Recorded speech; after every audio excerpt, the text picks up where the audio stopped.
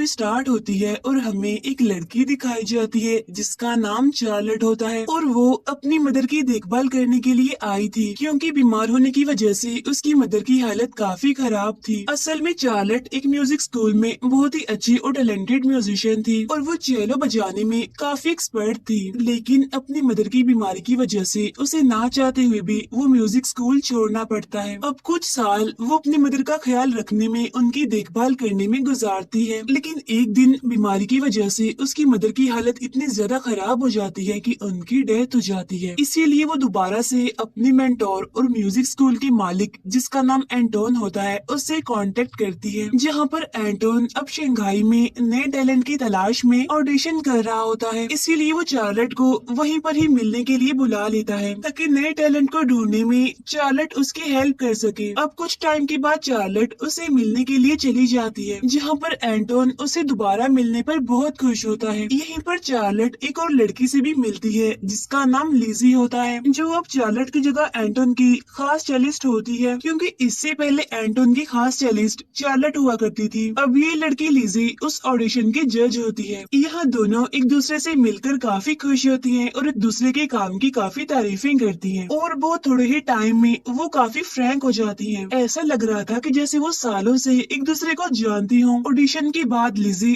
Charlotte को बताती है कि मैं तो आपको काफी टाइम पहले से जानती हूँ। असल में बचपन में जब मैंने ज्वाइन किया था तो उसी दिन तुम अपनी मदर से मिलने जा रही थी और तभी से तुम मेरी इंस्पिरेशन हो। अब ये सारी बातें सुनकर चार्लेट काफी खुश होती है, साथ साथ वो लिजी से काफी इम्प्रेस भी होती है। जहाँ बाद में लिजी उसे बताती है कि मैं कुछ दिनों के लिए यहाँ चाइना घूमना चाहती हूँ, जिस पर चार्लेट उसे कहती है कि वाकई ही, चलो ठीक है, फिर मैं भी तुम्हारे साथ ही घूमूंगी। और इस तरह वो दोनों चाइना घूमने का प्लान बनाते हैं। इसके बाद एंटोन के कहने पर दोनों स्टार चेलिस्ट एक खूबसूरत सा म्यूजिक नोट बजाते हैं। फिर बाद में वो दोनों एक दूसरे के साथ बहुत सारा टाइम गुजारती हैं, जहाँ बाद में वो ड्रिंक करके सो जाती हैं। अब नेक्स्ट डे हम देखते हैं कि लिजी की तबीयत खराब होती है, यानी कि उसे उठा नहीं जा रहा था और रात को इतनी ज्यादा ड्रिंक करने की वजह से उसे हेडेक भी हो रहा था, तो इसीलिए चार्लेट उसे एक पेन किलर देती है। इसके बाद जब लिजी की तबीयत कुछ बेहतर होती है तो वो दोनों घूमने के लिए यानी चाइना देखने के लिए निकल जाती हैं। लेकिन रास्ते में एक बार फिर से लिजी की तबीयत खराब हो जाती है, जहाँ एक बार पहले तो वो ट्रिप को कैंसिल करने का सोचती है, लेकिन चार्लेट की काफी फोर्स करने पर वो ऐसा नहीं करती और वो दोनों आगे बढ़ती हैं। अब एक शॉप से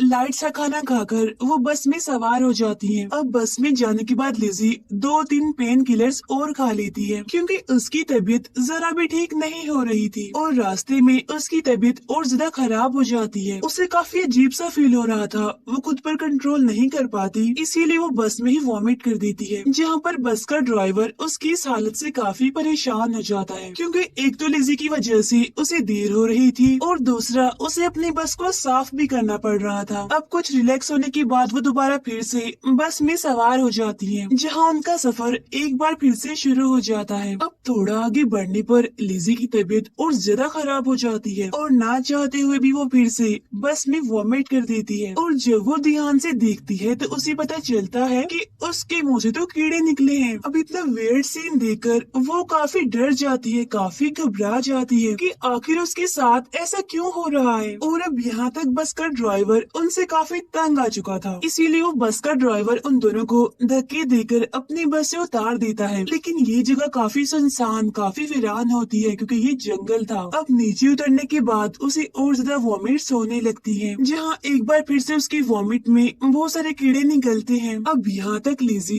बहुत ज्यादा डर जाती है। इसके बाद वो देखती है कि उसकी बाजू पर भी अजीब तरह के कीड़े रेंग रहे हैं। अब यहाँ पर तो वो बहुत ज्यादा घबरा जाती है और अपनी बाजू पर से उन कीड़ों को हटाने लगती है नेल्स मारकर। लेकिन तभी चार्लेट उसे एक चॉपर देते हुए उसे कहती है, ये लो चॉपर, और तुम जानती हो ना कि तुम्हें क्या करना है। अब लिजी बगैर सोचे समझी वो चॉपर लेती है और कीड़ों से छुटकारा पाने के लिए उसी से ही अपना हाथ काट लेती है। इसके फौरन बाद हमें एक फ्लैशबैक दिखाया जाता है, जिससे हमें पता चलता है कि ये सारा ड्रामा चार्लेट ने जानबूझकर किया है और लिजी को वो पेन किलर देने की बजाय हेलुसिनेशन की मेडिसिन दे रही थी और यही मेडिसिन वो अपनी मदर को भी दिया करती थी, जिसकी वजह से लिजी को वो सारे कीड़े दिखाई दे रहे थे। लेकिन असल में रियलिटी में ऐसा कुछ भी नहीं था और उसकी बातों में आकर लिजी को अपना हाथ गंवाना पड़ा। अब यहाँ पर सवाल ये उठता है कि आखिर चार्लेट ने ऐसा क्यों किया? इस सवाल का जवाब हमें आगे पता चलेगा। इसके बाद हमें 3 हफ्तों बाद का टाइम दिखाया जाता है, जहाँ पर लिजी एंटोन से मिलने के लिए म्यूजिक स्कूल आती है और उससे मिलकर वो उसे सब कुछ बताती है जो उसके साथ हुआ, और साथ साथ वो इसका इल्जाम चार्लेट पर लगाती है कि किस तरह चार्लेट ने मेरे साथ ये सब कुछ किया। ये कहते ही वो बहुत ज्यादा रोने लगती है। अब यहाँ पर एंटोन को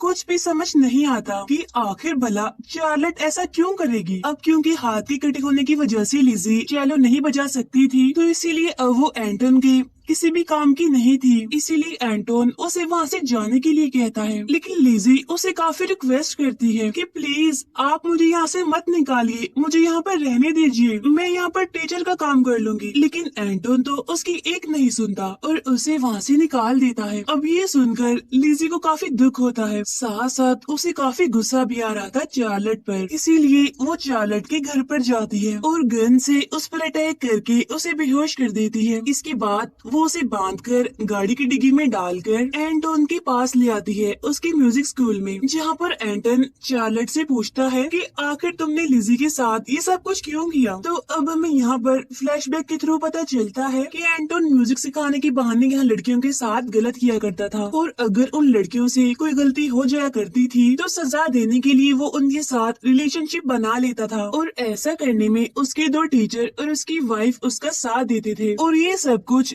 चार्लेट के साथ भी हुआ था। यहाँ पर चार्लेट को इतना ज्यादा मेंटली टॉर्चर किया जाता था कि एक तरह से अगर देखा जाए तो वो पागल हो चुकी थी, और यही वजह थी कि उसे कुछ टाइम एक मेंटल हॉस्पिटल में भी गुजारना पड़ा। और अब क्योंकि चार्लेट के साथ ये सब कुछ हो चुका था और वो ये भी जानती थी कि लिजी के ऊपर क्या गुजर रही होगी, तो इसीलिए उसने लिजी को एंटोन के ट्रैप से बचाने के लिए उसका हाथ कटवा दिया, जिससे कि लिजी एंटोन के किसी भी काम की ना रहे और वो खुद ही उसे अपने स्कूल से निकाल दे। और होता भी बिल्कुल ऐसा ही है। अब ये सारी बातें सुनकर एंटोन को बहुत गुस्सा आता है, जहाँ वो चार्लेट से कहता है कि मैं तुम्हें आजाद कर दूंगा, लेकिन एक शर्त पर, और वो ये कि अगर तुम मेरे लिए एक परफेक्ट सा म्यूजिक नोट बजा दो तो। और हाँ, अगर ऐसा हुआ, अगर तुमने ऐसा कर लिया तो मैं तुम्हें जाने दूंगा, लेकिन हाँ अगर तुमसे कोई गलती हुई तो उसकी सजा वहाँ पर आने वाली एक न्यू स्टूडेंट को मिलेगी, जो कि एक छोटी लड़की थी और ये भी शंघाई से थी। अब यहाँ पर चार्लेट काफी कंफ्यूज हो जाती है, क्योंकि वो एंटोन के लिए कुछ भी करना नहीं चाहती थी, लेकिन उस बच्चे की जान बचाने के लिए उसे मजबूरन ना चाहते हुए भी म्यूजिक नोट बजाना पड़ता है। और अब यहाँ पर म्यूजिक स्टार्ट हो जाता है, जहाँ पर चार्लेट अपनी तरफ से बहुत अच्छा करती है, अपना बेस्ट देती है, लेकिन बीच में वो एक छोटी सी एक माइनर सी गलती कर देती है और उस गलती का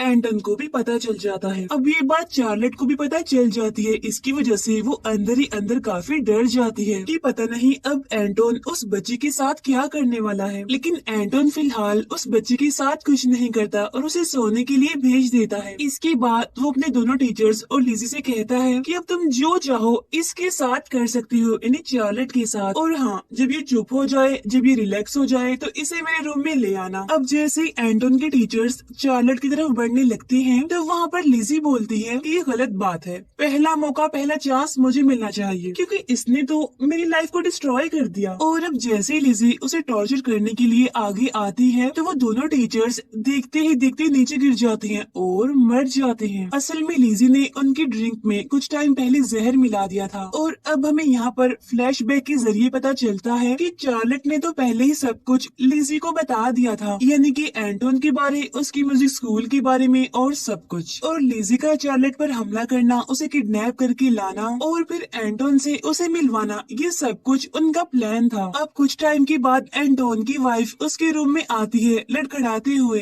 लेकिन इससे पहले कि वो कुछ बोल पाती वो एकदम से नीचे गिर जाती है, क्योंकि उन दोनों ने पहले से ही एंटोन की वाइफ को नाइफ से मार दिया था। और अब देखते ही देखते एंटोन की वाइफ भी यहाँ पर मारी जाती है। अब इस सब की वजह से एंटोन को काफी गुस्सा आता है, लेकिन वो दोनों के हाथ में नाइफ देखकर काफी घबरा जाता है। अब यहाँ पर चार्लेट और लिजी एंटोन पर नाइफ से अटैक कर देती हैं, जिसमें लिजी तो काफी इंजर्ड हो जाती है और चार्लेट नीचे गिर जाती है और वो कुछ टाइम के लिए अपने सेंसेस खो देती है। और अब एंटोन उसे मारने के लिए आता है और इस दौरान चार्लेट खुद को बचाने के लिए अपना हाथ आगे कर देती है, जहाँ वो नाइफ उसकी बाजू में घुस जाता है और वो काफी इंजर्ड हो जाती है। लेकिन लिजी किसी तरह खुद पर कंट्रोल करती है और वो दोबारा से एंटोन से फाइट करती है, जहाँ वो एंटोन पर काफी बुरी तरह से अटैक करके उसे नीचे गिरा देती है। इसके बाद हम देखते हैं कि चार्लेट और लिजी एंटोन के लिए एक कॉन्सर्ट रखती हैं, जहाँ पर उनकी ऑडियंस में सिर्फ एक ही पर्सन होता है और वो होता है एंटोन, जिसकी दोनों बाजू और दोनों टांगे अब कट चुकी थी। साथ साथ उसकी आंखों को और उसके मुंह को सी दिया गया था ताकि ना तो वो कुछ देख सके और ना ही बोल सके, बस उसके कान खुले हुए थे ताकि वो कानों के जरिए उन्हें सुन सके। अब ये सीन दिखने में बहुत क्रीपी है। अब यहाँ पर हम देखते हैं कि वो दोनों एक एक हाथ से एंटोन के लिए म्यूजिक नोट बजाती हैं, जो कि सबसे ज्यादा परफेक्ट होता है। अब यहाँ पर मैं आपको मूवी के कुछ इम्पोर्टेंट पॉइंट्स बता देती हूँ। अब मूवी में हमने देखा कि एंटोन लड़कियों के साथ गलत किया करता था, जहाँ पर उसके दो टीचर और उसकी वाइफ उसका साथ दिया करती थी गलत काम में, ना कि अच्छे काम में। जहाँ पर एंटोन लड़कियों को म्यूजिक सिखाने के बहाने और उन्हें परफेक्ट बनाने के बहाने उनका गलत इस्तेमाल किया करता था, जहाँ पर चार्लेट और लिजी भी उसका शिकार हो चुकी थी। अब चार्लेट तो किसी तरह उसके ट्रैप से बच गई, लेकिन जब उसने लिजी को अपनी जगह देखा तो वो लिजी को एंटोन से बचाने का और एंटोन को सबक सिखाने का प्लान बनाती है, जिसमें वो दोनों कामयाब भी होती हैं। लेकिन इस सब में उन दोनों को अपना एक एक हाथ गंवाना पड़ता है। और इसी के साथ ही ये मूवी यहीं पर एंड हो जाती है। Thank you for watching.